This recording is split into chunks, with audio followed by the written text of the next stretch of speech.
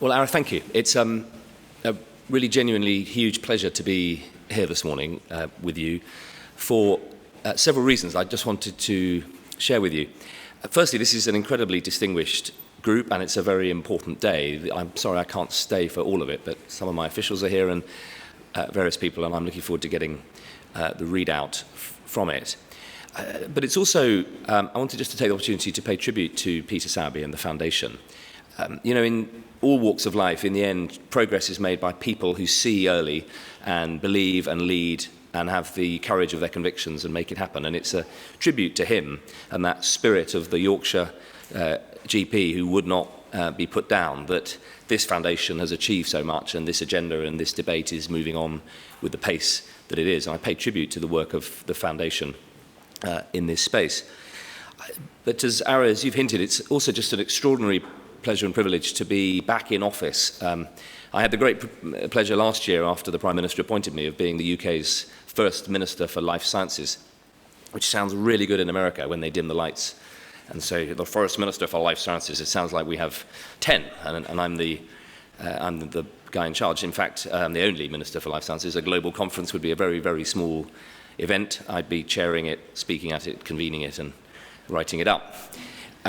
But my mission really last year was to try and persuade the world and all mainstream parties that whoever forms the next government needs a Minister for Life, and we're in the process of considering changing the title to Life and Health Sciences, because actually the mission is right at the heart of some of the most profound challenges we face as a nation. We still, despite some pretty tough measures in the last Parliament, have a major deficit, a structural deficit. I call it the bonfire in the basement of the public finances. It's driven by public sector pensions liabilities, welfare liabilities, debt interest liabilities, and the big one is health, a structural growth in our health demand and our health costs that are outgrowing the pace of the growth of the wider economy, even when it's growing.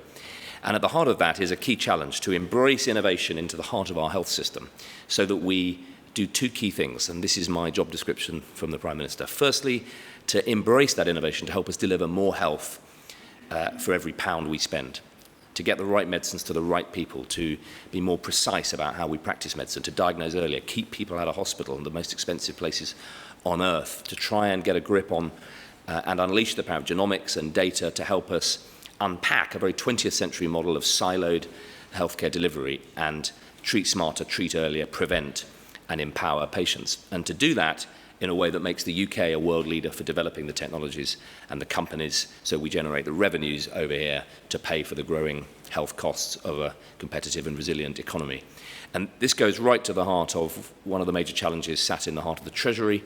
And my appointment is also about and is matched by a creation in the Department of Health of a new directorate called Innovation, Technology and Growth, led by Will Cavendish, who's come over from Number 10, and that is about changing the way the DH deals with government and Treasury and the way health is considered at the heart of government. We want it to be something that underpins a productive, resilient, competitive and modern workforce.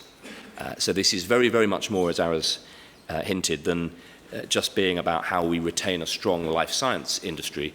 It's about how we bring on that whole range of technologies in precision medicines, in diagnostics, in devices, in digital health, in apps to unleash that 21st century healthcare. And it couldn't be anywhere more appropriate actually than this building. 200, 300 years ago, this country led. We sent extraordinary people around the world in small ships, and they discovered extraordinary things and places and changed the way the world thought about itself and the way this country was viewed and the way it operated. It's just a privilege to be the Minister for a sector that is doing it in a very different way, but in an equally powerful way. And the extraordinary advances we're making in terms of our understanding of human systems and the appliance of bioscience to change societal outcomes is quite breathtaking. And when you look at what synthetic biology and some of the extraordinary applications of our understanding of human systems can do in terms of possibilities, and nowhere more profoundly than in the two technologies that are changing this landscape, genomics and data, which are, of course, actually two sides of the same coin. DNA is merely the most exquisite form of information capture known to man. Those two technologies have the ability to, and are already starting, to profoundly change the way we do modern medicine and healthcare. And it's also, finally, just a pleasure having taken a bill through and championed it as a lonely backbencher, imploring the House of Commons to join me in envisaging a 21st century healthcare system that was digitalised, that was empowering, that patients access through the iPad or the telephone in their hand in the same way that we access so many of the services we rely on today, and that would profoundly allow and drive this revolution of transparency and empowerment, and take health from being something that in the 20th century I'd broadly characterise as something done to passive patients by a normally always grateful, passive patients by a well-intentioned and benign health state, to something that 21st century healthcare citizens are increasingly empowered to aspire to and for themselves, to take responsibility for, to be empowered to make health choices and to drive the system to provide what they need. And that is, I think, a profound change. It won't happen by Christmas or Easter or even with the end of one parliament, but it is all to the good, and it's actually key if we're going to unleash this essential 21st century change of preventing disease and embracing health profoundly in our lifestyles. So for all of those reasons, it's a real pleasure to be here today. I've really got three key messages for you. The first is to be in no doubt about the scale of the priority and the ambition for this at the heart of government. I'm not going to pretend the politics of this are easy. Some of my officials might call me brave, Minister. That would be a courageous decision to try and lead this initiative. But the Prime Minister, right at the top of government, is completely committed to it, and in creating this post, and now after the election in giving me responsibility with Secretary of State in DH for all of the health care data and digital health, it's a sign that this agenda has to be gripped and led. And I'll say something about how and some of the things we're proposing to do in a moment. My second message is that we, most importantly we, and you and the clinicians and the patients and the charities out there have got to tell the public, the patients, the press, Parliament, all the Ps, that data is the key, actually, to driving three key things that everybody expects to happen. Firstly, ever-improving individual care. You all know, we all know, that individual care today is data-dependent, and that this revolution is crucial for that. Secondly, it's crucial if we want a modern NHS. If we really want to have an NHS we can be proud of in the next century, we have to shift it from paper and cardboard, and we have to allow it to embrace the technologies that have modernised so many other walks of life. And if we really want to detect best practice early and roll it out, and detect worst practice and deal with it early, if we want to really unleash that transparency and accountability revolution, this is the key to it. And if we want to unleash the power of the NHS, thirdly, as a research engine, then data is the key to 21st century NHS. I've learnt in my career before coming to Parliament, if you chuck a big enough computer at a big enough pharmacopoeia, you quickly start to unlock evidence of which drugs are going to work in which patients. You can fast track them. We can cut the cost of drug discovery down and therefore cut the cost of medicines. We can get quicker access. So for research, for system transparency and improvement and modernisation, and for patient care. And I think that we have a huge challenge to go out and tell the public, tell patients that this is key. And frankly, hearing it from me is much less powerful than hearing it from clinicians, hearing it from patients, particularly patients who've benefited from the appliance of data and modern healthcare and genomic medicine. And I'm just delighted that Patients for Data is on the scene, led by Graham Hanson-Silk, a patient who was given 3 years to live 10 years ago and is alive because of extraordinary leadership in the NHS in genomic and informatics and targeting and precision medicines, in his case in cancer. So my second message is we have to tell that story and show the benefits. And thirdly, I think to make clear that this isn't just about improvements in the system and the delivery of healthcare, that there is a noble and empowering patient-centred vision at the heart of this, that it's about giving people the power over one of, if not the most important determinants of their life quality, health and healthcare choices, and that at the heart of this is an idea of active healthcare citizenship. If this is merely a group of very inspired public sector bureaucrats and ministers excited by technology in terms of modernising government, it isn't going to mobilise support, and it's that patient benefit we really need to focus on. So my pledge to you is that we will provide the necessary political leadership. In some cases, I think that will mean stepping off and allowing this message to be led actually by patients and clinicians and charities and those who carry most trust in the public domain and those who've benefited most directly. We clearly need to deliver public trust and confidence, and we're doing a lot of work at the moment on how we move on from the damage of the care.data handling and the communications, and try and, through the pathfinders, recovenant and reboot public and patient trust and confidence, and the appointment of Dame Fiona as the National Data Guardian. And we're looking at various ways we might be able to put that on the right footing. I think crucially we need to demonstrate some benefits quite early. I think my main job is to try and build a policy landscape that shifts this agenda from where it's been for years, which is imagine we're so close, tomorrow we could, to some tangible applications. And I think within 3 years we need a lot of patients picking their iPhone and their iPad up, even if it's just to do basic things, but a majority saying, are you now on the, it needs to be like an Uber moment for the NHS. Are you now using your app to make appointments, to get prescriptions? Why on earth not? And we need to get a retail proposition, if you like, to patients that is really compelling. And we need to demonstrate to people tangible improvements, not just in Airedale, brilliant though it is. We need to have a growing sense amongst people of real benefits across the system. And of course, all this has to be done in the context of a very, very difficult explosion of funding pressure in and through the NHS. And we need to demonstrate that this agenda can actually allow us to practice precision medicine and to reduce unnecessary costs and plough that money back into frontline health. And I think crucially, we need to anticipate tomorrow. I think this debate in so many ways is very stuck in the paradigm of today. And of course, when you talk to tomorrow's patients, younger patients, you talk to tomorrow's clinicians, the younger GPs coming on stream, when you talk to the people who in 10 years will be running this system and the patients who will be in, their expectations are really quite different. And I think we need to think 5 to 10 years ahead and make sure we're laying the foundations for then, not for now or even just tomorrow. So empowerment of patients, transparency of outcomes, and the personalisation of care and medicines. And in an unusually choreographed moment, it is no coincidence that the Secretary of State is speaking this morning and I here. We see these two agendas as profoundly linked, and that the information revolution in healthcare is key to everything the Secretary of State is talking about this morning, Ara, as you've highlighted. I wanted to say something in closing about the progress we've made, but the challenge of where we need to go next.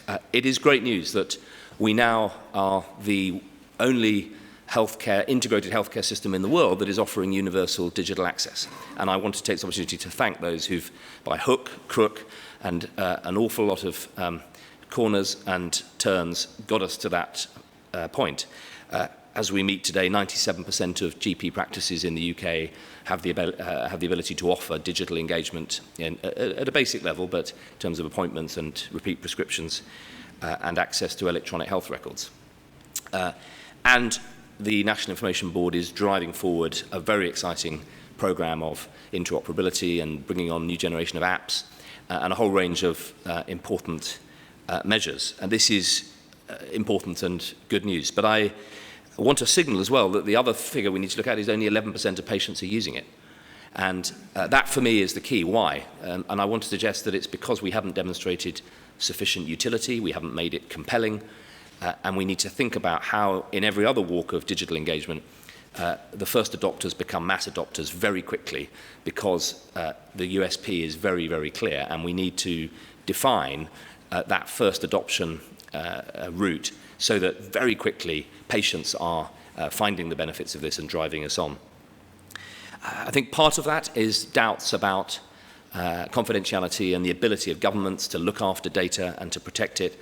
But we also need to be careful that we don't, I think, box ourselves into such a tight corner that the bar is raised to a point unnecessarily where we're simply never able to satisfy ourselves or the criteria that we set. So we are absolutely determined to make clear to patients that if people really want to opt out of their data being used, then if they insist, then we will make that possible. But we also want to make clear that at the heart of the NHS there is a contract. And right at the heart of the NHS's values, Nye Bevan, I think, today would be elbowing me aside, even more passionate that we unleash the power of data and genomics in modern healthcare, because it is about actually the collective sharing of our individual assets for the national and public good, preventing disease for the next generation.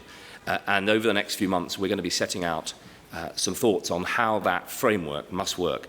Of course, we have to provide absolute guarantees to patients that your individual patient records and data are yours and are yours to protect and to secure, but equally to make clear that the system needs access to information, anonymized information, and in some areas where we're looking at particular outliers, particular rare diseases, particular specialist conditions, the data sets may be so small that data may be re-identifiable, and we have to find a basis on which to carry public trust and confidence with us on that.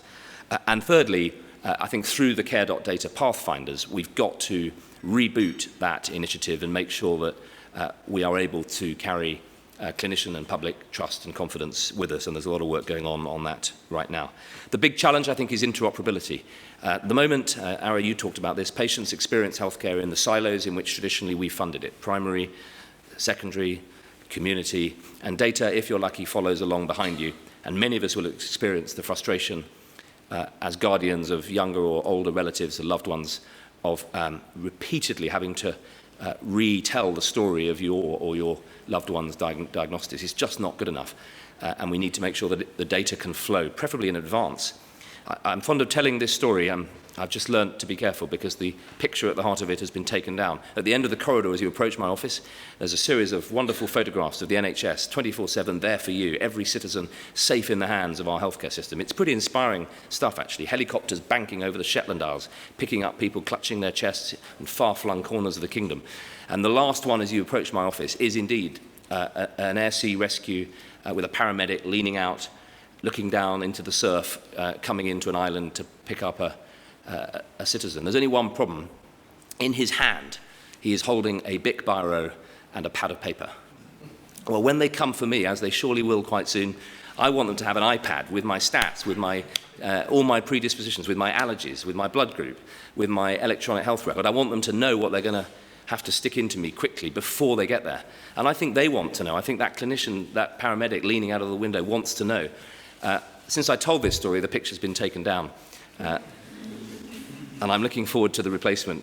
I'm just wondering whether it'll be photoshopped in, the iPad, or whether it'll be a picture of a real clinician banking in with a real iPad that's really connected.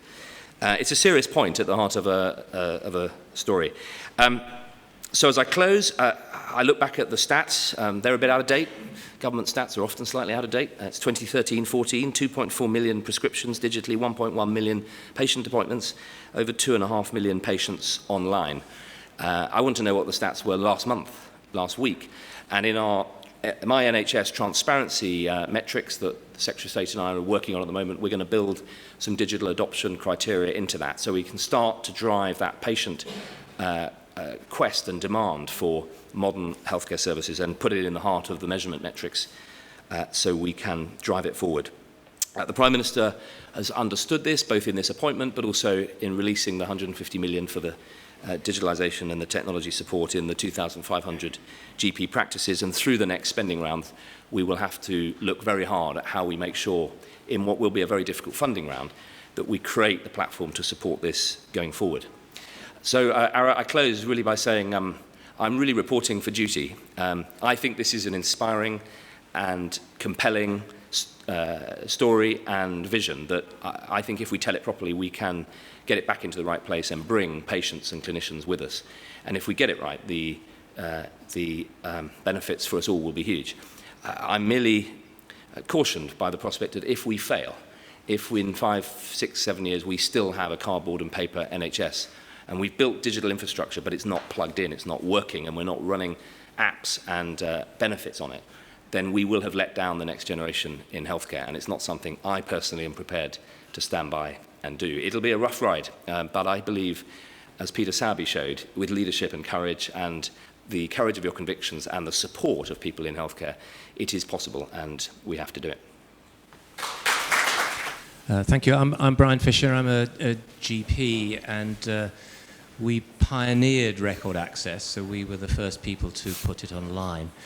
And it's you're talking about a vision, but actually there are some serious problems about implementing this right now. Yeah. One is that people like us, companies like us, we're on the national framework, but it's actually impossible to operate at the moment. There are serious blocks in the system to make the vision that you had actually operate. And secondly, one of the reasons that patients aren't using it is that what is actually on offer is useless. It's a summary care record and it doesn't help you do anything very much.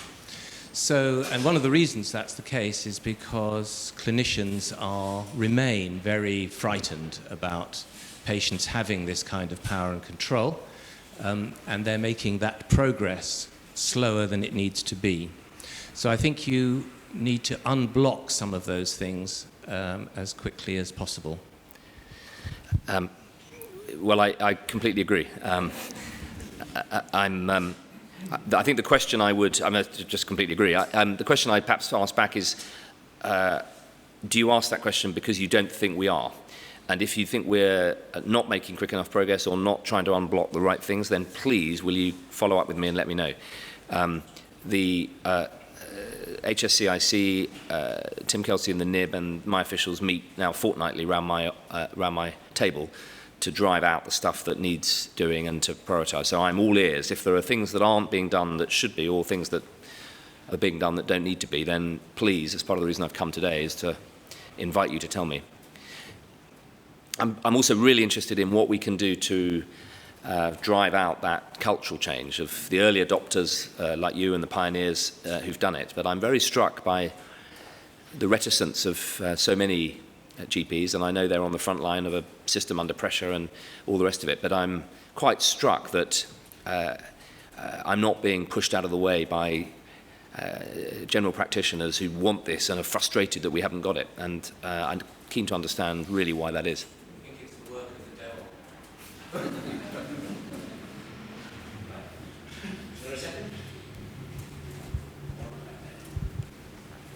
Hi, Natalie Banner, Wellcome Trust. Thanks very much for that talk. It's a really compelling vision, and hopefully one that is achievable. But would you agree that the technology, the expertise, the innovation required to create this vision is going to need input from the private sector, and that therefore there might be a tension with the need to develop and create public trust in the whole programme? Well, I think the honest answer is yes, there's a danger, and there doesn't have to be, but I think there is because of where we start from. I mean, the truth is, as you all know, the extraordinary strides we've made in healthcare and medicine in, well, not just the 20th century, the 19th century, but let's take the 20th, extraordinary advances which people celebrate and enjoy the benefits of. When I was a child, a lot of men died of heart attacks in their 50s. It was common. Now, touch wood, most people don't because of stents and cardiovascular progress and ACE inhibitors and all the rest. I mean, amazing progress. And it's been made by what was always at the heart of the NHS, a combination of public, private, and independent and charitable. And that remains equally true today. I think so I think we need to, and part of my job is to keep reminding people that progress is made and has always been made at the heart of the system through a partnership between those. We're not going to develop 21st century drugs without a pharmaceutical industry that knows how to do it. We need them. But that is absolutely not to say, which is why I have said the opposite. On the genomics project, we are not selling any data. It's a reference library we're building in genomics in the UK. We are putting the entire sequence of 100,000 genomes with the clinical data to build the world's leading reference library, a British library, if you like, of genomic medicine. But no one is buying it, no one's taking it away, and if there are cost recovery charges, they'll go straight back into genomic medicine. So, I mean, I don't deny that there is, clearly, there's a political sensitivity about it. If it was easy, it would have been done. But I don't think in principle there is a fundamental problem or risk. I think there is a political problem of making sure that people understand medicine has always been, even in the NHS, a partnership of those three, and that we are absolutely taking seriously the need to respect and protect people's individual data. Thank you very much. We'll spare your private office having a heart attack. Thank you.